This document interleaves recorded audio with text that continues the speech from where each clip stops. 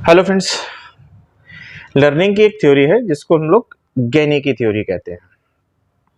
अब गेने का जो सिद्धांत है लर्निंग का वो बहुत इजी है, बट बाकी जो थ्योरीज हैं उनके कंपैरिजन थोड़ा सा आप लोग लेंथी कह सकते हैं या थोड़ा सा ज्यादा फैक्ट बेस्ड है।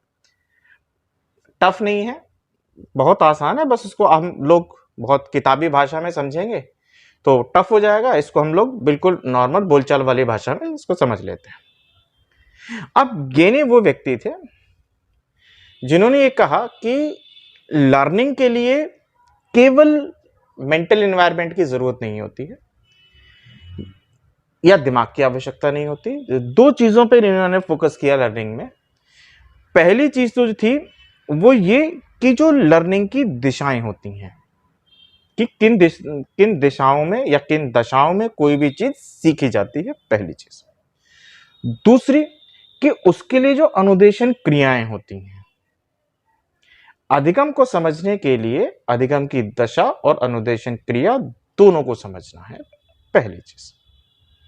दूसरी चीज ये कि इन्होंने ये कहा कि लर्निंग जो है वो एक संचय प्रक्रिया है।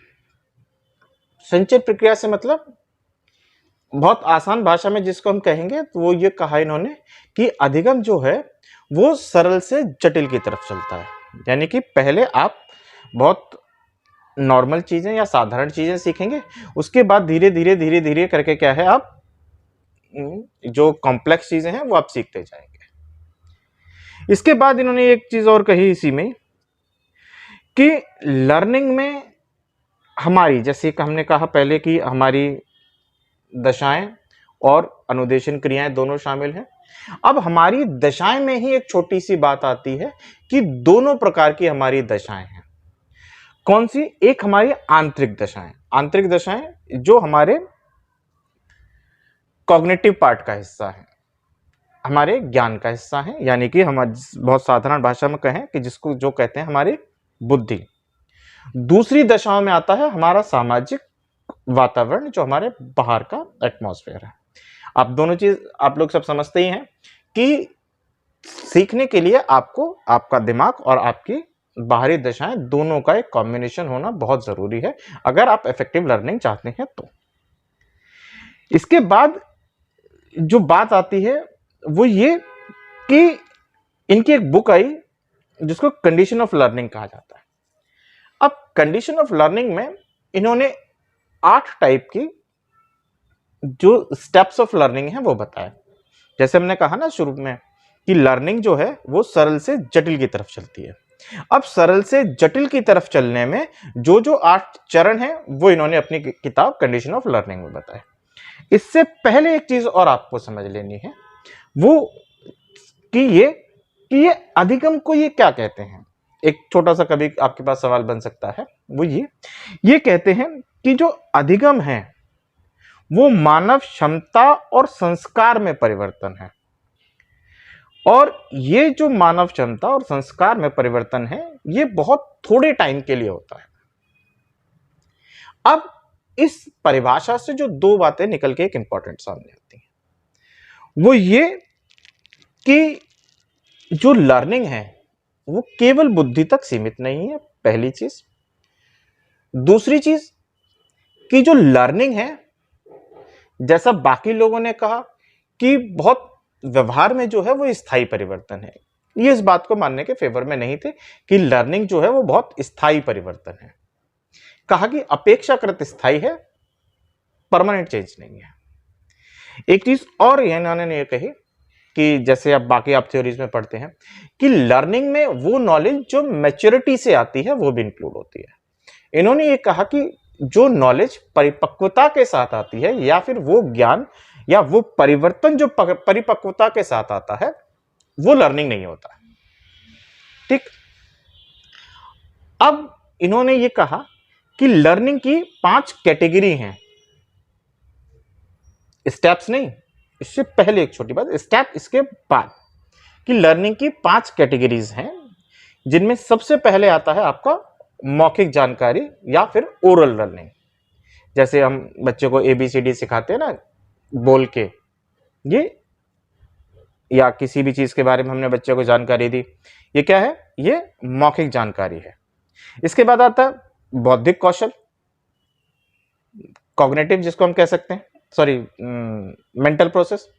अब मेंटल प्रोसेस में जैसे प्लस माइनस करना, ये वाली चीज।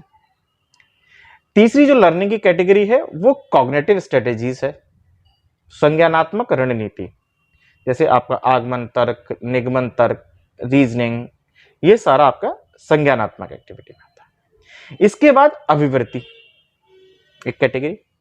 अब अभिवृत्ति में कहा कि मनुष्य की कैसी अभिवृत्ति है। सपोज कि आप कोई किताब पढ़ते हैं तो उस किताब को पढ़ने के बाद आपको कैसा लगता है या कैसा महसूस होता है, ये लर्निंग की अभिवृत्ति की कैटेगरी में आता है। इसके बाद एक पांचवी कैटेगरी जो आती है लर्निंग की, वो होता है क्या कि मोटर स्किल्स हैं, गामक क्रियाएं हैं।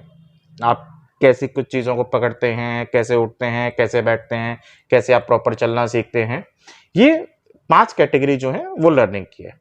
ये 5 कैटेगरी आप याद रखेंगे। इसमें ऐसा कोई सीक्वेंस नहीं है कि ये जिस पैटर्न में मैंने बताई है आपको उसी पैटर्न में याद रखनी है, बट हाँ ये आपको 5 की 5 कैटेगरी पता जरूर होनी चाहिए। बहुत सिंपल सी क्वेश्चंस कभी कभार आपके पास बन सकता है कि अधिगम की कौन सी 5 श्रेणियां हैं।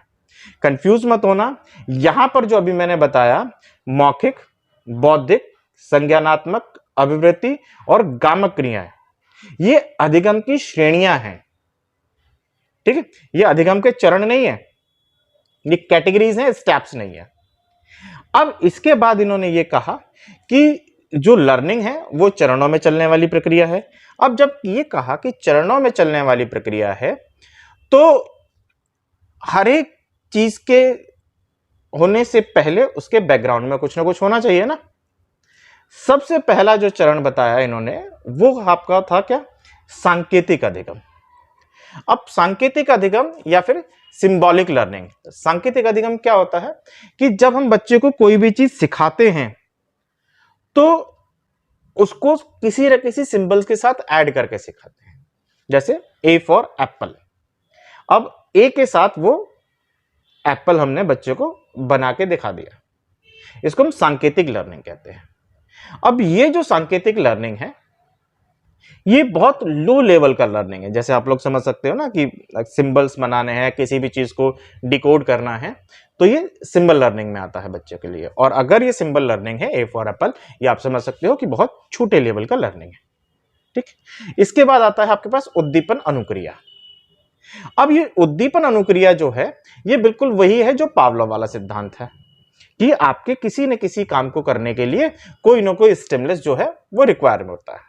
ठीक, इसके बाद जो तीसरा आता है आपके पास श्रृंखला लर्निंग। श्रृंखला अधिगम क्या होता है कि ये लर्निंग की छोटी छोटी लर्निंग की ना एक पूरी प्रॉपर सीरीज होती है। सीरीज कैसे, मोस्टली इसको हम क्या कह सकते हैं कि ये जो रिलेटेड है ये हमारी मोटर लर्निंग से रिलेटेड है, यानी कि हमारी गामक क्रियाओं से। जैसे हम गाड़ी चलाना सीखते हैं तो गाड़ी चलाना सीखने से पहले, गाड़ी चलाना क्या है, एक अधिगम की मोटर लर्निंग है ना, यानी कि शारीरिक क्रियाओं के द्वारा होती है। अब उससे पहले हमको गेट खोलना आना चाहिए, गाड़ी स्टार्ट करना है, इसके बाद हम गाड़ी चलाना है। मतलब ये कि गाड़ी चलाने के लिए 2-3 छोटे छोटे कामों की पूरी सीरीज चलती है, इसको हम श्रृंखला अधिगम कहते हैं। इसके बाद आता है शाब्दिक सहचर्य, यानी कि हम बच्चे को शब्दों में सिखाते हैं। शब्दों में सिखाने से मतलब कि शब्दों की एक पूरी श्रृंखला के तौर पर सिखाते हैं। जैसे कोई कविता याद करना है, आपको भाषण देना है, प्रेजेंटेशन तैयार करनी है, ये क्या आता है, ये शाब्दिक सहचर्य है। कहीं कहीं इसको शाब्दिक श्रृंखला भी लिखा होता है। इसके बाद आती है आपके पास जो 5वां चरण आता है वो है विभेदीकरण का। अब विभेदीकरण क्या होता है कि जब आप पहले वाली तीनों चारों चीजें सीख जाते हैं, जिसमें पहले आप सांकेतिक, फिर इसके बाद आपके पास उद्दीपन अनुक्रिया हो गया, इसके बाद फिर आपके पास श्रृंखला अधिगम हो गया, फिर शाब्दिक सहचर्य हो गया। अब जब यहां तक आप पहुंच जाते हैं तो यहां पहुंचने के बाद आप क्या करते हैं कि अब चीजों में धीरे धीरे करके वो डिफरेंस आप समझना शुरू करते हैं। जैसे कि पहले बच्चा क्या है, एक स्क्वायर, ट्राइंगल, सर्कल, इन सब में डिफरेंस करना सीखता है। इसको हम विभेदीकरण कहते हैं, अलग अलग गुणों के आधार पर अलग अलग चीजों को उनकी कैटेगरी में डिवाइड कर देना। अब जब बच्चा कैटेगरी में अलग अलग चीजों को डिवाइड कर देता है, या ये कहते हैं कि अलग अलग कैटेगरीज में बच्चा चीजों को डिवाइड करना सीख लेता है, इसके बाद आता है कॉन्सेप्ट फॉर्मेशन, या फिर जिसको हम कहते हैं सिद्धांत अधिगम। अब सिद्धांत अधिगम क्या है कि वो अलग अलग चीजों से रिलेटेड कॉन्सेप्ट्स बना लेता है जैसे जैसे वो चीजें सीखता गया है। ठीक, जब उसने अलग अलग चीजों के सिद्धांत बना लिए तो अगला स्टेप इसमें आता है क्या कि नियम सीखना है। जब उसने सिद्धांत बना लिया कि पर्टिकुलर कोई चीज ऐसी है, अब वो बहुत सारी एक्टिविटीज में से कुछ कॉमन चीजें निकालेगा, और उन कॉमन चीज निकालने को हम कहते हैं नियम बनाना या फिर नियम सीखना। और जब वो ये नियम सीख जाता है तो इस नियम सीखने के बाद जो अंतिम चरण है अधिगम का, वो है समस्या समाधान विधि। अब समस्या समाधान में पहले वाले चूंकि उसने नियम बनाना सीखा है, और नियम बनाने के साथ साथ जो उसकी क्रिएटिविटी है वो भी उसने अपने अधिगम में इस्तेमाल कर ली। ठीक, तो अब यहां से जो भी आप, जब भी आपके पास एक या दो बार सवाल आया है, तो एक सवाल आपके पास यही आता है कि जो अधिगम के चरण हैं, उन अधिगम के चरण में पहला कौन सा है या फिर अंतिम कौन सा है। तो ये आपको एक बार प्रॉपर पूरी सीरीज, अब डिटेल चाहे, अगर चूंकि बहुत डिटेल का आपके पास ऑप्शंस होगा नहीं, तो आप चाहो तो डिटेल अगर नहीं भी समझ में आती है तो आप मुझे मैसेज या मेल कर सकते हो, उसके लिए कोई इशू नहीं है। लेकिन अगर आपने ये 8 के 8 चरण अगर आपने ये स्टेप बाय स्टेप याद रखे हैं, तो आपके किसी भी एग्जाम्स का, चाहे फिर वो डीएसएसबी है, केवी है, ये गेनी की थ्योरी का 99% आपसे क्वेश्चंस हो जाएगा। ठीक है, क्लियर। अगर कोई डाउट है तो मेरा नंबर है, अगर कहीं आपको कोई चीज नहीं समझ में आती है या फिर इससे रिलेटेड आपको पीडीएफ चाहिए, तो आप मुझको वो मैसेज कर सकते हैं, मैं आपको वो पर्सनली सेंड कर दूंगा।